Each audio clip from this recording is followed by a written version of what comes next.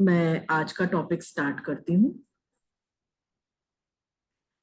तो जब हम आध्यात्म की बात करते हैं या मेडिटेशन की बात करते हैं, तो आप सबके मन में ये सवाल आ रहा होगा कि हम बॉडी के बारे में क्यों बात कर रहे हैं।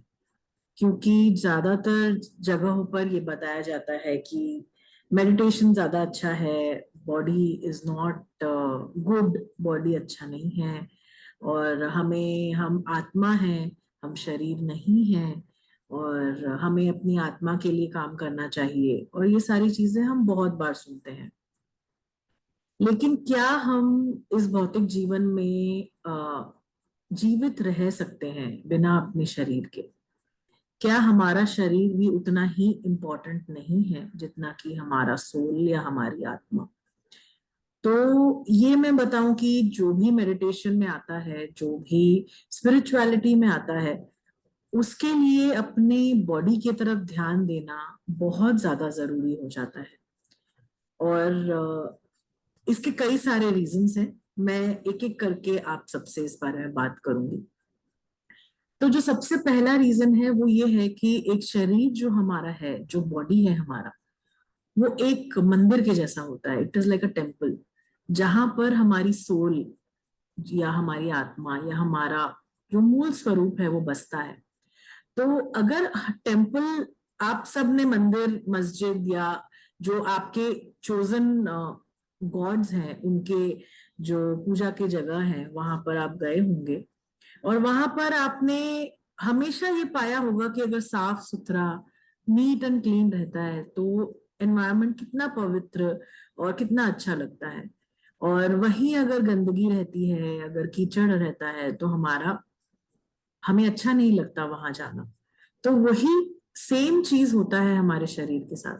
अगर हमारा शरीर सही नहीं है, स्वस्थ नहीं है, और हमारे शरीर पे हम ध्यान नहीं दे रहे हैं, उसे साफ सुथरा नहीं रख रहे हैं, उसे हम तंदुरुस्त नहीं रख रहे हैं, हेल्दी नहीं रख रहे हैं, तो आत्मा जो है वहां पर ज्यादा देर तक ठहरेगा नहीं और वहां से एग्जिट ले लेगा।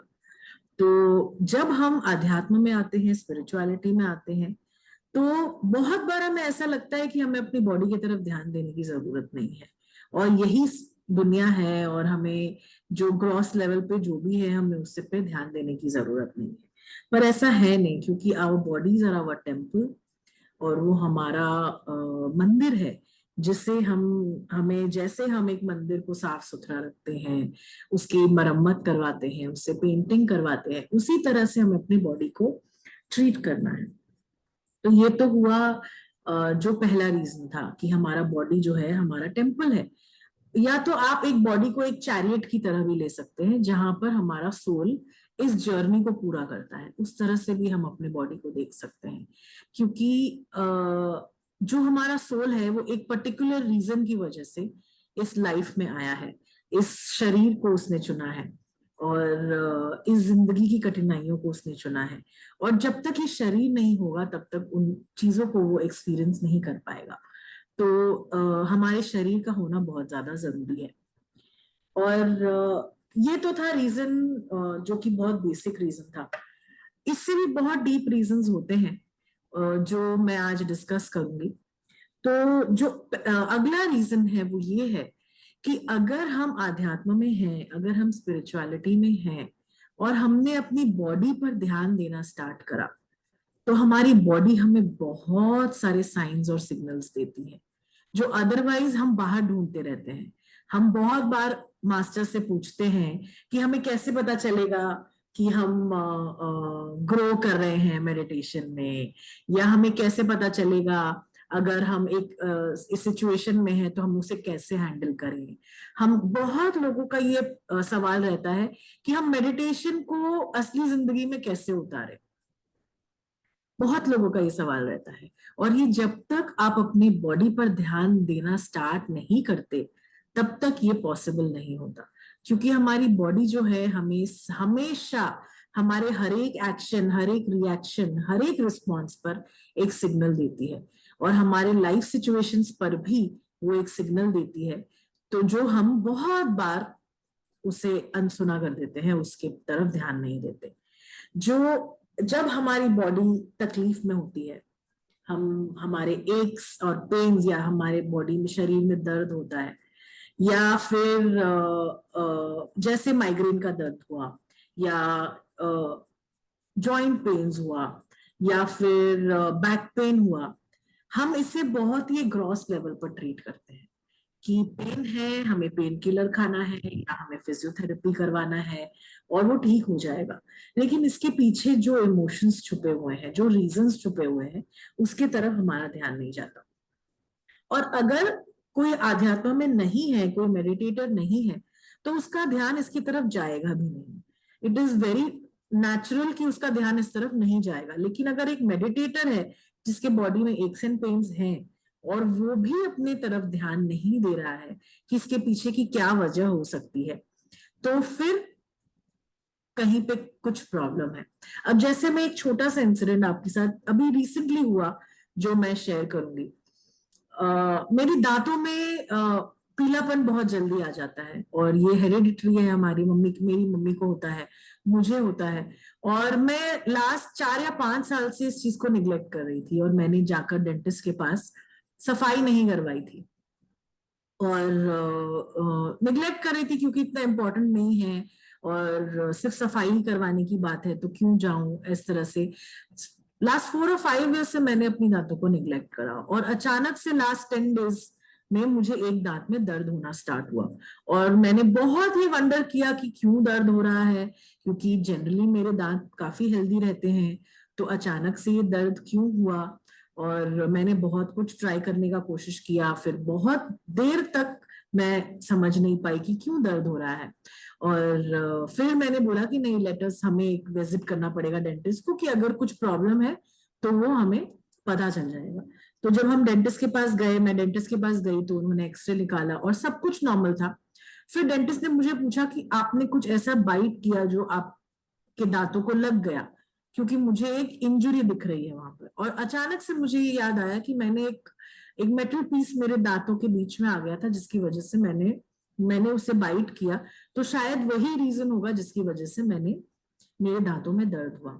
लेकिन जब मैं डेंटिस्ट के पास गई, तो डेंटिस्ट ने खुद ने कहा कि आपको बहुत जरूरी है आपकी जो कैलकुलस है उसे रिमूव करवाना, क्योंकि नहीं तो वो फिर डिजीज में कन्वर्ट होना स्टार्ट होगा।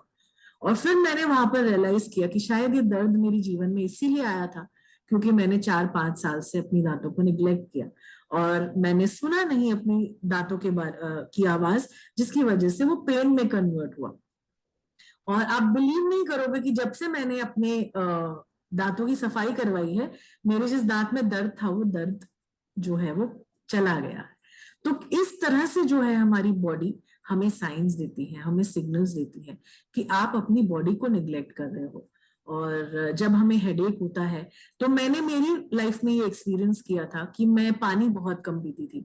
और अगर हम स्पेशली जब हम बाहर चले जाते हैं, घर से बाहर चले जाते हैं, तो पानी पर ध्यान और ज्यादा कम जाता है हमारा। फिर मेरी बॉडी ने मुझे जब ये सिग्नल्स देना स्टार्ट किए, तो मैंने ये रियलाइज किया कि I have to be careful कि मैं कितना पानी पी रही हूँ। फिर मैंने बॉटल हमेशा अपने साथ कैरी करना स्टार्ट किया। जब भी मैं जहां भी जाती थी, मैंने अपना बॉटल अपने साथ कैरी करना स्टार्ट किया, जिसकी वजह से हुआ क्या कि मुझे हाइड्रेशन रहने लगी, और मेरे हेडेक्स जो हैं वो एब्सोल्युटली चले गए। तो हमारी बॉडी के तरफ हमारा बॉडी हमें हमेशा जो है सिग्नल्स देता है। हमारे मास्टर्स ये कहते हैं कि इश्यू इन द टिश्यू। तो जो हमारा बॉडी है वो पूरा का पूरा एक मिरर है, एक प्रोजेक्शन है हमारी इमोशंस का। वो हमारी जो है पास्ट लाइव्स के ट्रॉमास का जो रिफ्लेक्शन है, और हमारी फैमिली का रिफ्लेक्शन है। तो किस तरह से बॉडी पर कितनी ही चीजों का इम्प्रिंट होता है हमारे शरीर पर, ये हमें एज मेडिटेटर्स अमेज करना चाहिए। एज मेडिटेटर्स हमें इसके बारे में और ज्यादा सोचना चाहिए, और एज मेडिटेटर्स हमें इस बारे में और ज्यादा ध्यान भी देना चाहिए, क्योंकि जो बॉडी है वो बहुत ज्यादा निग्लेक्ट की जाती है कहीं ना कहीं। और हमें ऐसा लगता है कि हमें बॉडी पर ध्यान देने की क्या जरूरत है। जब हम मेडिटेट कर रहे हैं, जब हम ध्यान कर रहे हैं,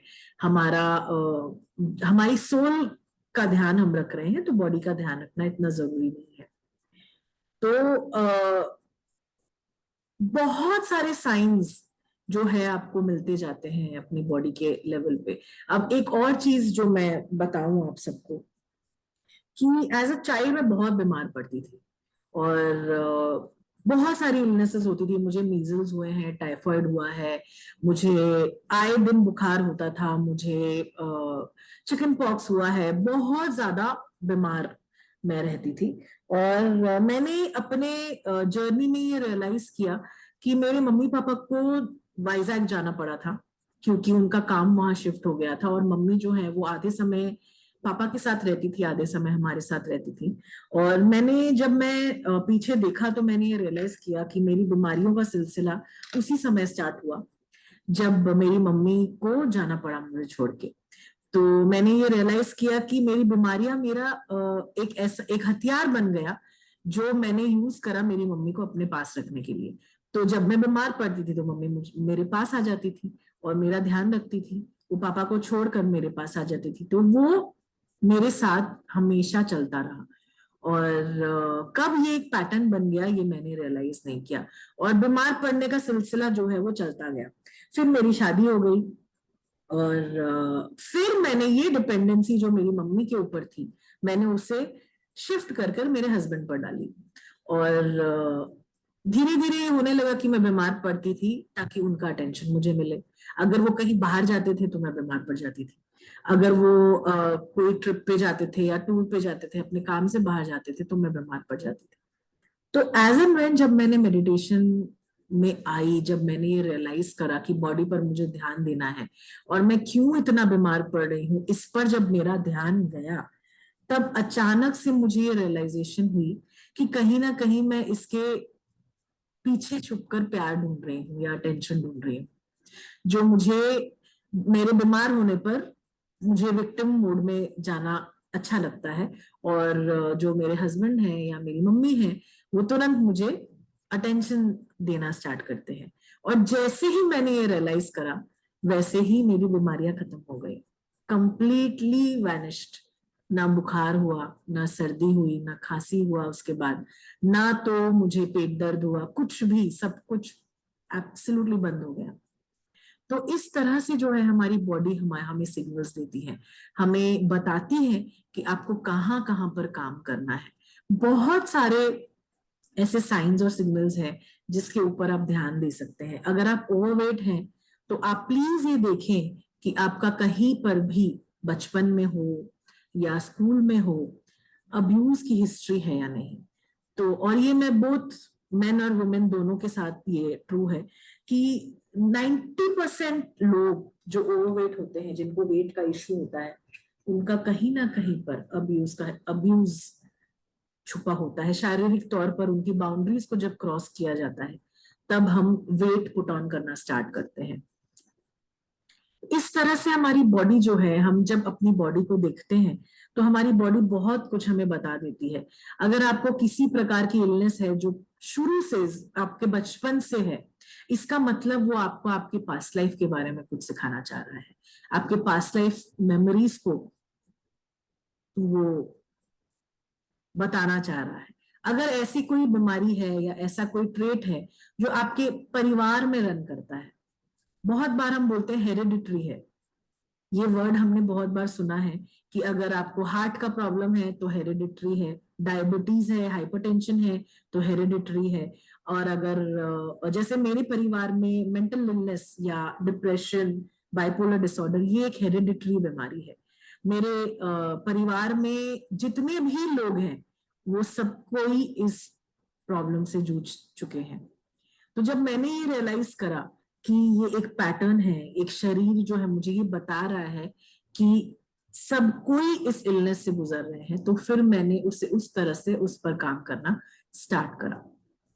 तो ये बहुत इंपॉर्टेंट है हम सबके लिए एज मेडिटेटर्स कि हम अपनी बॉडी पर, हम अपने बॉडी के सिग्नल्स पर, अपने बॉडी के साइंस पर ध्यान दें।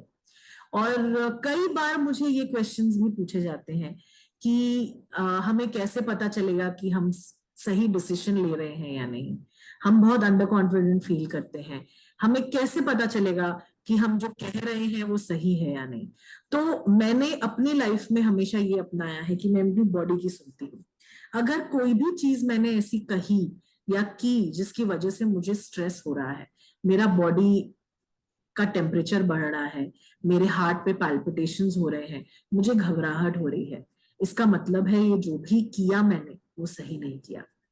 और अगर मैं बहुत ही काम हूँ, मेरे बॉडी में कोई चेंजेस नहीं आ रहे हैं, मैंने बहुत एक लेवल हेडेडली कुछ भी किया है या कुछ बोला है, तो वो मैं I take it as a sign कि हाँ ये मैंने सही डायरेक्शन में मेरा कदम उठाया है। तो ये भी एक बहुत अच्छा टूल है फॉर मेडिटेटर्स, या जो हम आध्यात्म में हैं, या हम जब पब्लिक स्पीकिंग करते हैं, या हम जब आंसर्स करते हैं। इसके लिए लोग मुझसे काफी बार पूछते हैं कि आप इतना अच्छा बोल लेते हो, आप डरते नहीं हो, आप अपनी बातें बहुत खुलकर बता सकते हो, और ये कैसा करते हो। और मैं सिर्फ ये एक ट्रिक यूज करती हूँ कि जब मेरे बॉडी में डिस्टरबेंस होती है तो मैं उस बात पर चुप हो जाती हूँ। लेकिन मेरी बॉडी अगर काम है, क्वाइट है, और बॉडी में कोई रिएक्शंस नहीं है, इसका मतलब सही चल रहा है जो भी चल रहा है, और मैं उसे चलने देती हूँ। और ये एक बहुत अच्छा टूल है जो हमारी बॉडी है, हमेशा दिन पर दिन हमें साइन सिग्नल्स देती रहती है कि आप सही हो या गलत हो।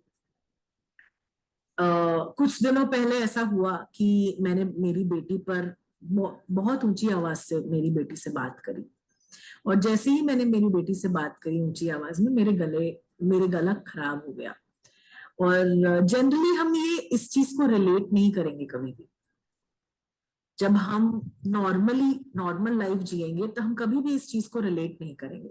लेकिन जब हम मेडिटेटर हो जाते हैं, जब हम अध्यात्म में आगे बढ़ जाते हैं, तो हमें ये जरूरी है ये देखना कि किस रीजन से जो है गला खराब हुआ। तो मैंने ये रियलाइज करा कि जब मैंने मेरी बेटी को ऊंची आवाज से उससे बात करी जहां पर जरूरी नहीं था, इसकी वजह से मेरा गला खराब हुआ। और वो गला खराब मेरा एटलीस्ट 15-20 डेज तक वो रहा। मैंने जितने भी मेडिसिन लिए वो काम उसमें नहीं हुआ, और जितना भी मैंने कोशिश करी वो करेक्ट नहीं हुआ। और जब मैंने ये रियलाइज करा कि ये उस वजह से हुआ है कि मैंने मेरी बेटी से ऊंची आवाज में बात करी, जितना मुझे आवाज रेज नहीं करनी चाहिए थी उतनी करी, तब जाकर वो ठीक हुआ। तो my body is giving me the sign कि आपको केयरफुल रहना है। आप अब इस स्तर पर पहुंच चुके हो कि आप ये मिस्टेक्स नहीं कर सकते हो। तो आप जो हम अपने लाइफ में मिस्टेक्स करते हैं, उसको हमारी बॉडी हमें बताती है कि हमने ये मिस्टेक्स करी, हम ये सही नहीं जा रहे हैं। यहाँ पर आपको किसी भी मास्टर की जरूरत नहीं है, किसी भी जो है गुरु की जरूरत नहीं है। अगर आप अपने शरीर पर ध्यान देना स्टार्ट करते हैं कि आपका शरीर किस तरह से बिहेव कर रहा है, किस तरह से रिएक्ट कर रहा है, आप हमेशा ये देखेंगे कि अगर झगड़ा होता है या किसी से अनबन हो जाती है, तो शरीर में बहुत सारे डिस्टर्बेंसेस होना स्टार्ट होते हैं। ठीक है, आपको गर्मी लगने लगती है, आपका हार्ट रेट बढ़ जाता है, आप सांस जो है बहुत फास्ट लेने लग जाते हैं। इसका मतलब यही है कि कहीं ना कहीं इस झगड़े ने आपको इफेक्ट करा, इस झगड़े ने आपके अंदर की बाउंड्री, जो आपकी बॉडी की बाउंड्रीज है, उसे क्रॉस करा। तो आपको इस पर ध्यान देना है कि कहां पर आज जब हम ये रियलाइज करते हैं कि हम भी भागीदार बन गए उस झगड़े के, जब हमारी बॉडी रिएक्ट करती है। लेकिन जब हमारी बॉडी रिएक्ट नहीं करती है और हम बहुत ही सरलता से झगड़े पर रिस्पॉन्ड कर रहे हैं, बॉडी पे कोई रिएक्शन नहीं आ रहा, उसके बाद भी हम अपनी बात को सामने रख रहे हैं, इसका मतलब है कि आप सही जा रहे हो, आपकी गलती इस पर कोई भी नहीं है। लेकिन अगर बॉडी ने रिएक्शन दिया, इसका मतलब आपको अपने अंदर देखना जरूरी है। इसका मतलब आपको ये देखना है कि मेरी इसमें क्या पार्टिसिपेशन रही है, मैंने इसमें कितने हद तक पार्टिसिपेट किया है। कई बार हमें ये लगता है कि सारी गलती सामने वाले की है, मेरी कोई भी गलती नहीं है। लेकिन उसके बावजूद भी आपको अपनी बॉडी पर ध्यान देना है। अगर आपकी बॉडी में रिएक्शन आया, इसका मतलब आपको अंदर की तरफ देखना जरूरी है। ये और ये जो ट्रिक है, या ये जो ट्रिक तो मैं नहीं बोलूंगी, ये रियलाइजेशन जो है वो मैं आज हर एक क्षण अपने जिंदगी का हर एक पल जो है मैं इसे यूज करती हूँ कि मेरी बॉडी किस तरह से रिएक्ट कर रही है, मेरी बॉडी काम है या नहीं, क्वाइट है या नहीं।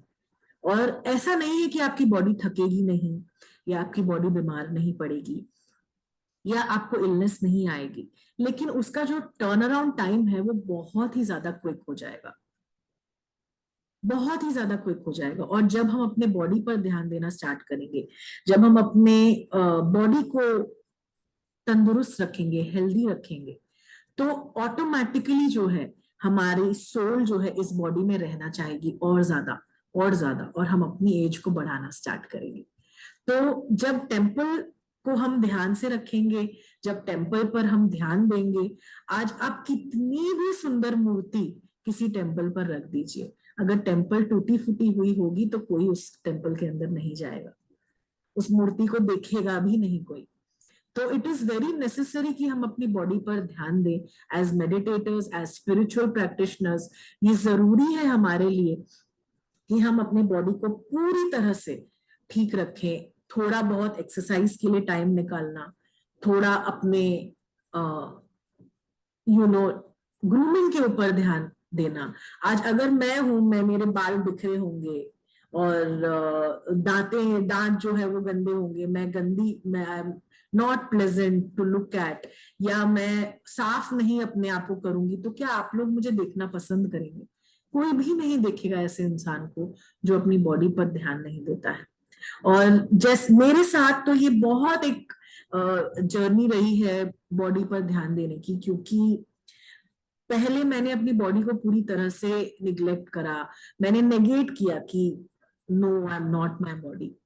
और उस समय बॉडी में बहुत सारे रिएक्शंस आते थे, बहुत सारे प्रॉब्लम्स आते थे।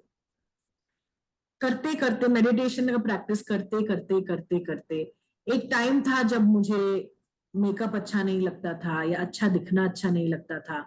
मैं बहुत ही सटल कलर्स पहनना पसंद करती थी। लेकिन धीरे धीरे धीरे धीरे जैसे जैसे मेडिटेशन में आगे बढ़ती गई, जैसे जैसे बॉडी का महत्व समझ में आने लगा, वैसे वैसे ये सारे चेंजेस आने लगे। वेट लॉस होना स्टार्ट हुआ और स्किन जो है वो क्लियरर होना स्टार्ट हुआ अपने आप। और अपने आप को सुंदर देखना मुझे पसंद आने लगा, चाहे वो एक बिंदी लगाना हो या हल्का सा लिपस्टिक लगाना हो। कभी भी मैंने मेरे ग्रोइंग अप ईयर्स में ये सब नहीं किया, लेकिन ये सब कुछ मुझे अच्छा लगने लगा क्योंकि मुझे मेरी बॉडी पसंद आने लगी। और जो लोग बहुत ज्यादा अंडर कॉन्फिडेंट है, बहुत इंट्रोवर्टेड हैं, बहुत ज्यादा उनको इश्यूज हैं एक्सप्रेशन के, आप देखोगे कि वो बॉडी अपनी बॉडी नहीं देखते मिरर में। और ये बहुत जरूरी है कि हम अपनी बॉडी को देख पाए मिरर में जब हमने कपड़े नहीं पहने हैं। ये बहुत जरूरी है और बहुत ही ज्यादा कैथार्टिक एक्सपीरियंस होता है, स्पेशली वुमेन के लिए, क्योंकि वुमेन को हमेशा एक बहुत स्ट्रिक्ट पायदान पर रखा जाता है कि आपको ऐसे ही दिखना है, आपको पतले होना है, आपको गोरा होना है, आपके शरीर में बाल नहीं होने चाहिए। सो ये सारी जो स्टैंडर्ड्स हैं, मीट करते करते कहीं ना कहीं हम ये अप्रिशिएट करना अपने आप को हम भूल जाते हैं। और यही एग्जैक्टिंग स्टैंडर्ड्स जो हैं वो बॉयज पर भी लगाया जाता है कि आप बहुत ज्यादा पतले हैं, आप थोड़ा सा आपका शरीर जो है सुडौल होना चाहिए, आप शॉर्ट हैं और आपके शरीर पर बाल नहीं है। तो ऑल द टाइम जो है हमें ये सेल्फ कॉन्फिडेंस जो है हमारा डैमेज किया जाता है हमारी बॉडी को लेकर। और जब हम as spiritual practitioners, as meditators, हम अपनी बॉडी कॉन्फिडेंस को बिल्ड करते हैं, हम अपनी बॉडी कॉन्शियसनेस को बिल्ड करते हैं, तो वो हमारे आध्यात्म की जर्नी को और ज्यादा आगे बढ़ाना स्टार्ट करता है और एक्सेलरेट करना स्टार्ट करता है। जो हमारा स्पिरिचुअल कॉन्फिडेंस है उसे बढ़ाना स्टार्ट करता है, क्योंकि हम बिना अपनी बॉडी के सहायता के स्पिरिचुअलिटी से भी नहीं जुड़ सकते। It is because of our body that we are in touch with spirituality. We get to know the source in a better way, और हम स्पिरिचुअल realms को एक बेटर तरीके से हम समझ सकते हैं अगर हम अपनी बॉडी के साथ इन ट्यून रहे, इन टच रहे, या उस अपनी बॉडी का ध्यान रखें, उसकी बातें सुने। अगर नी पेन आपको आता है तो प्लीज अपने आप से पूछिए कि क्या मैं किसी चीज में रिजिड हो चुकी हूँ, क्या मैंने फ्लेक्सिबिलिटी छोड़ दी है।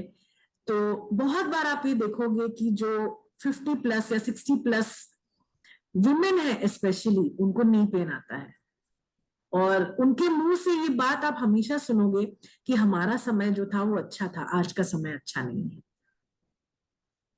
Which is the main reason for the knee pain. क्योंकि वो फ्लेक्सिबिलिटी या चेंजिंग विद टाइम उन्हें नहीं करना, उन्हें ये चीज नहीं करना, अपने आप को बदलना नहीं है, अपने आप को चेंज नहीं करना समय के साथ, जिसकी वजह से नी पेन आता है। जब हम इनफ्लेक्सिबल हो जाते हैं, जब हम रिजिड हो जाते हैं किसी चीज को लेकर, तो हमारे अंदर नी पेन आता है।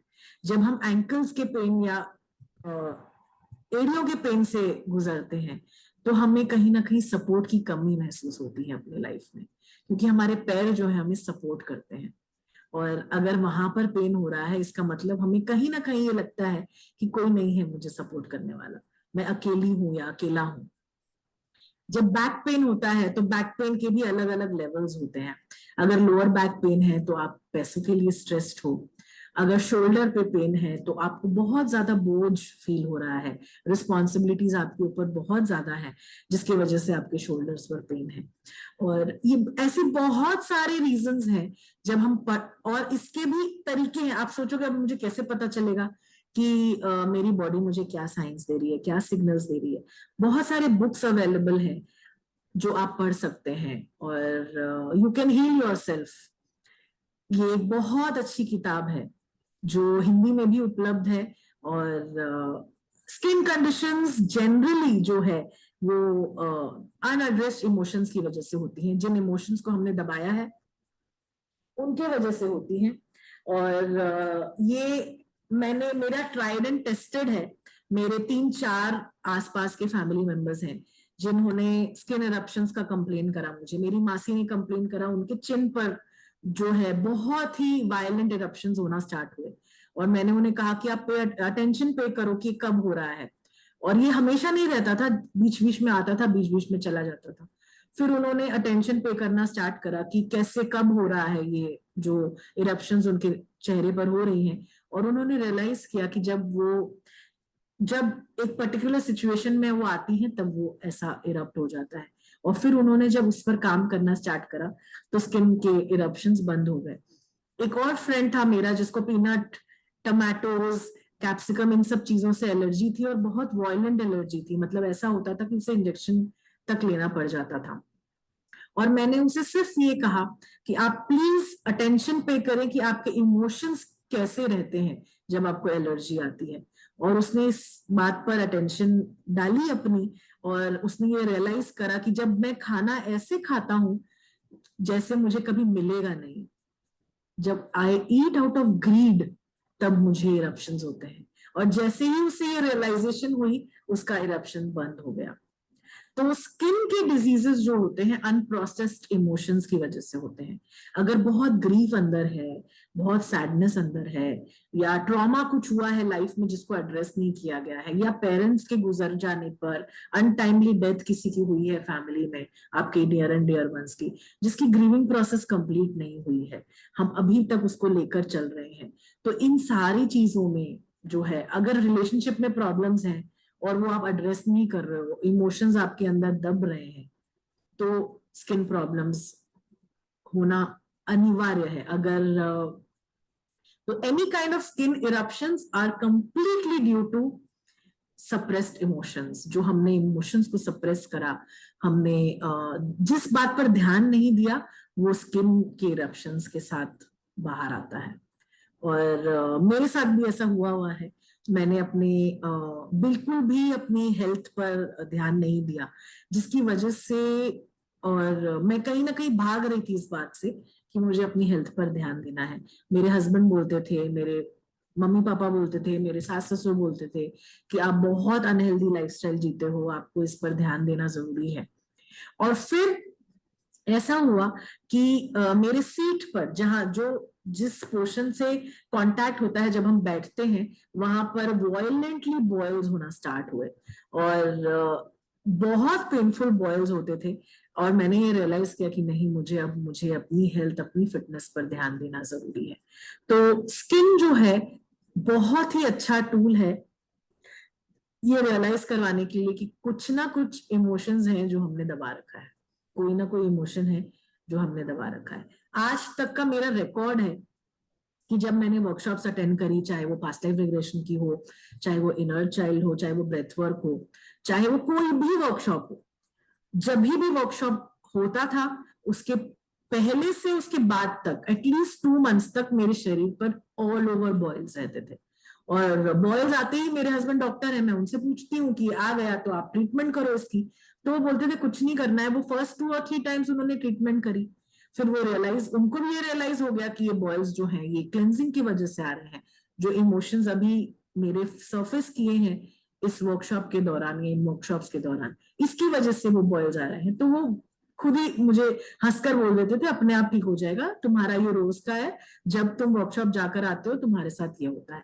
तो जो हमारी बॉडी है एक बहुत अच्छा टूल है, it is a very very powerful tool for us to realise our true potential as spiritual practitioners. तो हम अपनी बॉडी पर हमें ध्यान देना बहुत ज्यादा जरूरी है। और इसी बात पे we will do a 20 minute meditation. उसके बाद हम क्वेश्चंस लेंगे, और अपने क्वेश्चंस नोट करके रखिए। इस मेडिटेशन के दौरान हम अपनी बॉडी को डीप डीप ग्रैटिट्यूड एक्सप्रेस करेंगे, और पूरी तरह से अपनी बॉडी को प्यार करेंगे, और डीप ग्रैटिट्यूड एक्सप्रेस करेंगे अपनी बॉडी को, क्योंकि वो एक जरिया बना हमारे लिए इस लाइफ को जीने के लिए, और स्पिरिचुअलिटी तक पहुंचाने के लिए। So we will express deep gratitude to our bodies.